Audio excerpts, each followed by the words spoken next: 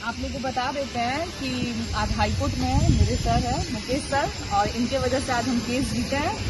और Mukesh sir thank you दिल से आपको कि आप मेरा केस जीते हैं। हमको बहुत अच्छा लगा। और बहुत लोग अफवाह फैला रहे थे कि तुम्हारा वकील खरीद लेंगे, तो देख लो कि तुम लोग क्या किए। आज मुकेश सर ही मेरा केस जीते हैं। सिविल कोर्ट में भी यही थे, हाई कोर्ट में भी यही थे, दोनों जगह मेरा केस जीते। हमको आगे भी यही मेरे लिए रहेंगे और आशीर्वाद दीजिए, आशीर्वाद दीजिए कि हम आगे बढ़ो, आगे भी केस में तुम्हारे रहेंगे। चले आगे, ठीक है, ओके, ठीक है गाइस, बाय।